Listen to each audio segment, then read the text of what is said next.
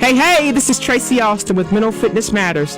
This show is designed to provide people with tips, strategies, and solutions to improve your mental fitness. This is Mental Fitness Matters. Hey, everybody. You are listening to Mental Fitness Matters. I am your host, Tracy Austin, and this is WSIC Radio.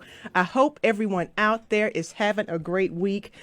Today's show is going to be so much fun and what I consider will be a timely and necessary discussion. As the cities and regions across the country are lifting restrictions, people are getting back out of the house, kids are going back to school full time. I think it's important to begin to have these conversations around navigating our mental wellness beyond COVID, especially for our youth. A lot has been stirred up over the last year with all of the changes and the social distancing. A lot of things look a lot different. And so what I've done is teamed up with an incredible lady doing great work out in San Diego, California, Miss Lisha Davidovitis. And for today's show, we're going to be having a discussion around mental fitness, its impact on our overall quality of life, how to train your mental fitness, and what you can begin to look for right now and starting today as it relates to getting you and your kids back out into the world. But before I introduce Lisha, if you're tuning in for the very first time, welcome to the Mental Fitness Matters show. My name is Tracy Austin. Feel free to go to tracyaustin.com and download the Mental Fitness Matters podcast. This show is designed to provide you with tips, strategies, and solutions to improving your mental health and mental fitness. There you can check out all the latest episodes so that you never miss the show. And let's go ahead and get started. Lisha, welcome to the show. I'm going to do your background, but I'm going to also have you introduce yourself some as well, okay? Okay, great. Thank you. Lisha is a success coach who works with high-achieving millennials who have a history of success and are stepping into a new role. Her expertise is key in helping them navigate those transitions with less stress and more joy in ways that they are dynamic, interactive, and supportive. Her clients learn to accelerate their success while staying true to their authentic selves. Lisha's skills are enhanced by 20 years of client-facing experience, mental fitness expertise, certifications as a coactive coach and a positive intelligent coach, and degrees in psychology and rhetoric and communications. Lisha, welcome to the show. If you could give us 2 minutes about yourself and anything you want us to know about the work that you're doing as a success coach.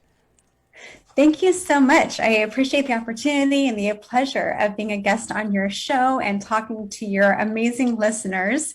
So thank you, listeners. As Tracy mentioned, I am a success coach for high-achieving millennials, especially ones that are going through points of transition. This is an excellent example as we are transitioning into life being different than it has been over the past year, yet different than we knew it prior to that. So all of a sudden, especially high achievers who have a history of success, of overcoming challenges, could be a little bit outside of that comfort zone of like, what do I do? How do I navigate this? I want to make sure that I'm going to nail it. I want to make sure to succeed. But it gets a little bit tricky. There are uncertain, rocky waters. And so there's a process that I work with clients on of learning how to kind of surf those waves. Whatever happens, they're able to just become an excellent surfer rather than getting pulled under. So it's learning, what to do, how to navigate things, the mindset, the transitions. And during these times, it's especially important. People have been even more stressed, and that resilience really matters in how we're going to come through to the other side. Are we being pushed by fear or being pulled by our values? What's really important, what we're wanting for ourselves and for others, and what's true to ourselves. So I love working with clients that are going through these types of transitions. Also, people who have recently gotten married, that's a big adjustment, going from, being single to either living with someone or being married, or maybe you've had your first child and I know for me, I've got 2 children. So that was a hard transition because I was used to knowing what I needed to do to succeed. And all of a sudden it's like, there were so many other factors. I didn't know what I needed to do. And it was overwhelming, and having that support would have been amazing to make that transition much smoother with more peace of mind and happiness and joy in addition. Also, people who are leveling up in their professional lives, going into more senior roles, that's a big thing too. You've been a top performer because because you're a high achiever and you know how to succeed. And then all of a sudden you're a manager or in an even more senior role, and everyone's looking at you with expectations. And so that's where I find a lot of clients that I work with to sell themselves, they start to sell themselves short. They start to play it safe because they want that success. So they avoid the things that don't guarantee that success, but those are actually the things that are going to help them be the most successful. Those bigger picture things, the big vision, the strategy. So I love working with people to help them step into even more of who they are and who they can become through the coaching and support and strengthening that mental fitness through really powerful research-based methods. Oh, you are awesome. I can feel and see your energy and passion through the screen and on the station. So thank you for all the amazing work that you're doing. And you're so right. That word that you use over and over again is transitions, right? And you went through a list of everybody that can be in that category, which is all of us, especially right now. Transitions are huge, and being able to be resilient, be happy, and go through that process is a game changer. So I think let's start there. Let's talk about what that mental fitness looks like, what it means to you, but also kind of what does mental fitness mean in general, and what does it look like for people? Why is it so important? Yeah, so mental fitness, the way that I have it in my practice is based on the New York Times bestselling author Shirzad Shamin's work. He's also a Stanford lecturer, and he talks about mental fitness as strengthening the right regions of your brain where positivity, patience, compassion, laser-focused action, and curiosity reside. There's that, and the opposition would be the left regions of the brain where it's fear-based. So the left regions and the base area of the brain, that's based on fight or flight. So really the difference is left brain, there's a push. You're trying to do something. You have to work hard at it. There's an effort to overcome something, to overcome fears, to overcome that inner judge, that inner critic, sometimes even that inner bully. Whereas on the right side, that's where there's much more spaciousness. And rather than being based on fear, it's based on love for what you're doing, for who you're being. There's so much to consider, not just in what we do. We are a society of do, achieve, achieve. But it's also, who are you being in that? Are you being calm and patient and joyful? Or are you stressed and rigid and irritable? And so that's the thing, is like both parts of the brain can get you success. But by strengthening that right region of the brain through strengthening mental fitness, you have even more success, and you have happiness in addition to that, which means more productivity, stronger relationships, and a more fulfilling life. Yeah. And I love how you just kind of talk through the importance of the brain being a key component of this, right? So I think we hear these terms, whether it's fitness or physical fitness, mental fitness. What you just described with using the left and right hemisphere is that the brain is the responsible organ for not only how we think and perceive the world around us, but the emotional components of that as well. And the importance of those things being aligned for us to be the best versions of ourselves. So I think it's so great. And I'm so glad that you're here, because I think having conversations around this, around brain performance and mental fitness and how we can achieve that peak performance, it starts in the brain. So that initial awareness that there's something going on there from left and right, and ways that we can begin to kind of train that, because it has an impact on the quality of our life. Right, absolutely. And we're so used to thinking about physical fitness, like, okay, I want to go and run a marathon. So you strengthen your physical muscles and you're ready. You've got, all the strength that you need physically. But then what happens when you get to the race and you start getting in your head? And then that's where you start compromising yourself of like, oh my, look at all these people. They look like they're stronger. They're more fit. They've done 10 marathons. This is my first one. So all of a sudden you realize like, whoa, okay, that physical fitness isn't going to get me to where I want to be, to that finishing line. So that's where the mental fitness is important. And just as we can build our physical fitness, we can build our mental fitness. And the beauty is that there are only 3 core muscles that are involved in strengthening that mental fitness. Let's get into it because again, that's a perfect segue. And like you just said, most of the time you're going out thinking you're working your body, and you're doing all this work. And then when you come up short, it's like, oh, that's a mental lag. And I hadn't even begun training that muscle. So now I'm behind the eight ball. So let's get into how do we begin to strengthen this mental muscle to benefit our performance? Yeah, so strengthening that mental muscle then is first about noticing our what I call saboteurs. And a saboteur is like the judge is the master saboteur, that judge of self, of others, of situations, saying, I'm not good enough. Who's that person thinking that they deserve that promotion? I deserve that promotion. They're not good enough. Or looking at our circumstances of, oh my gosh, COVID is terrible. I'll be happy when COVID is over. I'll be happy when the kids go back to school. So we're judging our circumstances. And then we also have these saboteurs, which are kind of like the accomplices to this judge. So for me, my saboteurs are the hyperachiever, the stickler, the pleaser. These are strengths, part of who we are at our core, taken to the extreme. I've always been into challenging myself and enjoying that thrill of success and enjoying going after things and overcoming what it takes to get them. It becomes a saboteur, that hyperachiever, when I'm going for things that maybe I don't even want, just for the sake of like having that success, of ticking that box. If someone's not saying, hey, I did this, it doesn't feel as worthy. It's not getting that acceptance, that approval from others, that acknowledgement. And the challenge too is as soon as I do something and I'm like, great, I did that. It's like, what's next? The hyperachiever is always looking for what's next, what's next. So it's really hard to feel content with what's there because we're pushing for more and more and more. It's hard to be satisfied. And we sometimes limit ourselves in going full out because we're worried if we can't guarantee success, we're just going to go to another thing where we feel we have greater chances for success. So that's the first muscle, is to intercept the saboteur. And then the next one is... Let me pause you right there because that's such great information, Lisha, especially when you're thinking about the people that are trying to achieve and peak performance, and athletes and professionals and creatives and artists.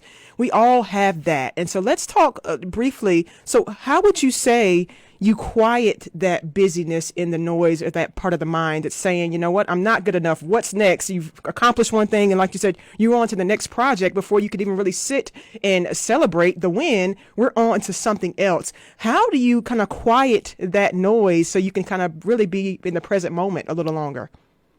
That's the magic question. So yes, that's the secret sauce. Yes. It's not a secret. I'm going to share it. It's becoming aware, pulling back the curtain on it and saying, okay, there's something saying that this is scary.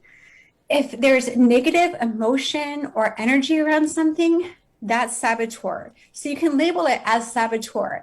And so, for example, we're talking about the kids going back to school. So maybe there's some worry coming up, and the worry could be, maybe around, what if their friends that they had before aren't going to be friends with them anymore? And then you're worried about that happening. So you can say, oh, I see you, there's a hypervigilant saboteur that's extra like watchful and extra cautious and protective. So you can say, oh, there you are, hypervigilant. I was wondering when you'd come out. You can play with it, have fun with it. It doesn't have to be such a serious thing. And so then you notice, okay, that's my hypervigilant. So that's where having that stronger mental fitness is helpful. It might be easy to be like, I see you and I'm just going to take some deep breaths and move past it. That's like a little hill. Or it could be like a mountain. Maybe you had some trauma in your life where you were rejected by friends.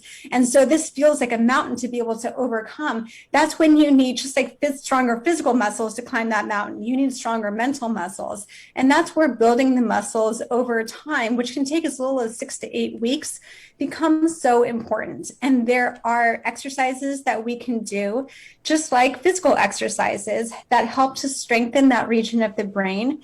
They're called PQ reps, which is an abbreviation for positive intelligence quotient. And what it does is it quiets that left region of the brain and brings us into a singular focus on one sensation: auditory, tactile, sense of smell. So here's an example that's easy for everyone to do. is with eyes closed to block out any other distraction, feet firmly planted on the ground, spine straight, chest open. Take some deep breaths and make the breaths very slow and deliberate where you can feel your chest expand and then feel it come back to its natural state. Feel it open, returning to natural state. Or with the breaths, you can breathe in and feel this change of temperature on your nose. So when you breathe in, you feel that change in temperature. When you breathe out, you feel that change of temperature. You feel the air coming out and going in, and just focus on that singular sensation, just the feeling of the air, the temperature, the feeling of your chest expanding and contracting. It can also be taking your fingertips and running them along your palm, feeling all of the ridges on your palm, the ridges on your fingertips, focusing only on that. If a thought comes in, which is totally natural, especially when you first start this, just let it go, acknowledge it, let it pass, and return your focus to whatever PQ rep you're doing. And doing that for just 10 seconds, which is like equal to 3 breaths, is enough with repetition and consistency to start strengthening those mental muscles.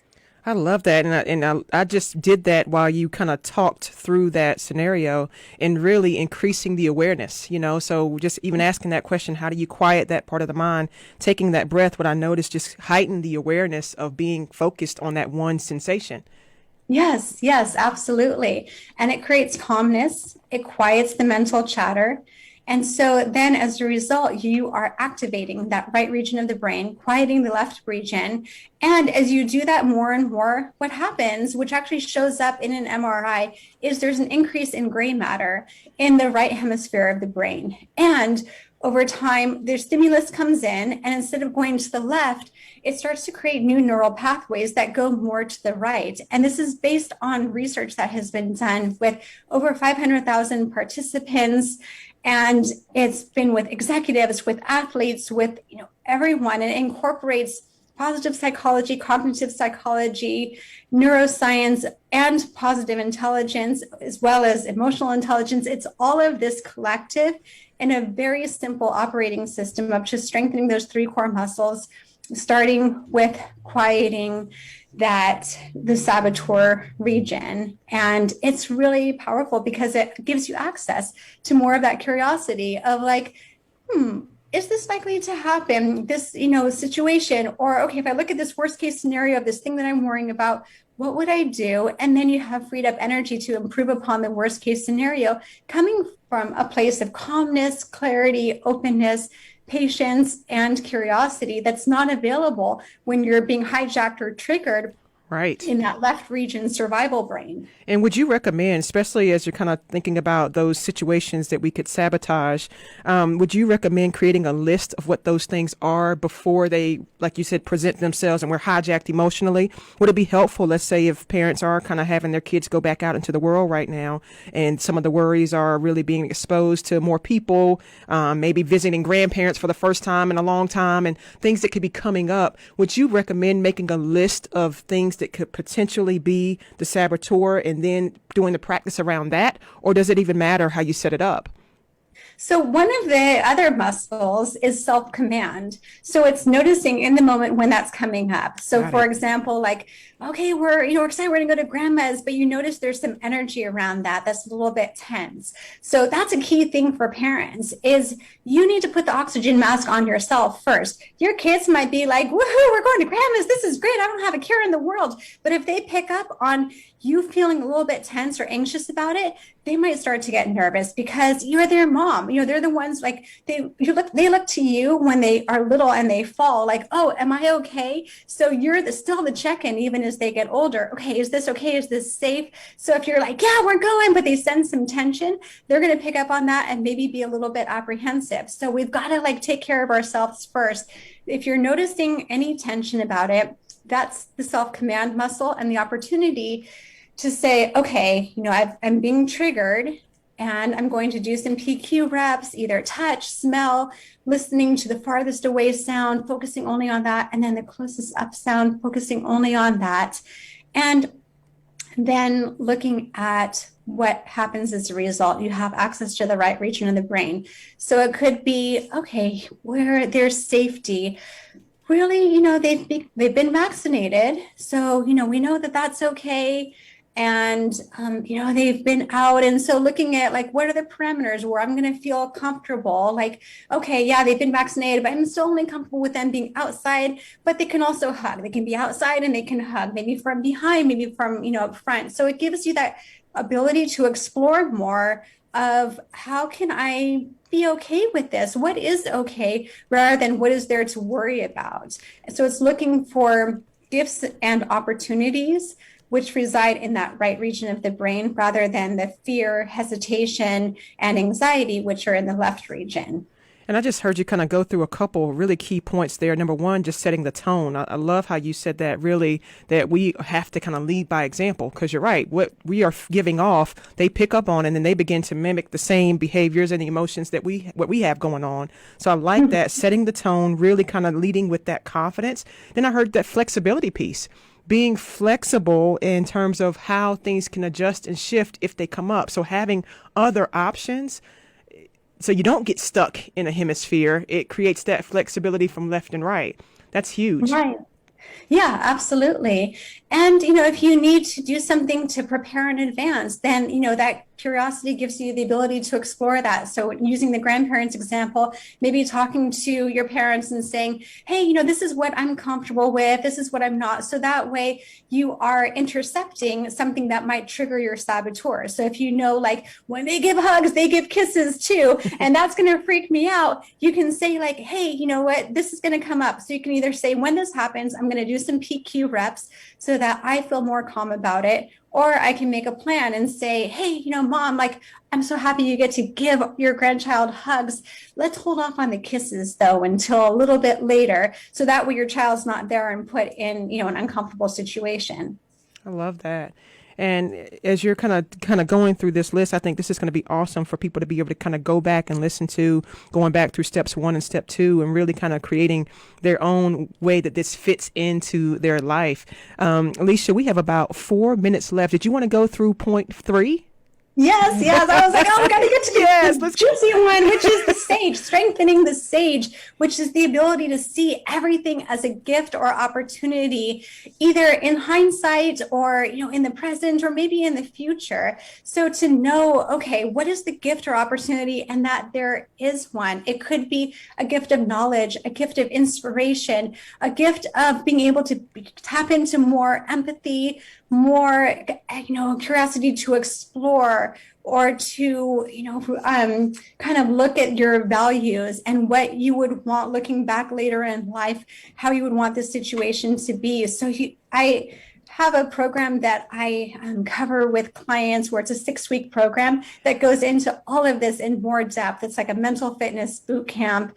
And so I'm happy to talk to those that are interested in learning more about this. But strengthening those 3 core muscles is so powerful to really recognize, intercept, and strengthen. And one thing to take away too is remember, like, who knows what is good or what is bad? If you see something as this is bad, it will become bad. If you see it as good, it gives you access to exploring gifts and opportunities, and it has a greater chance of becoming good. So you are at choice. You are at choice of how you navigate these challenging times. Look at how you want to show up for yourself and for your children.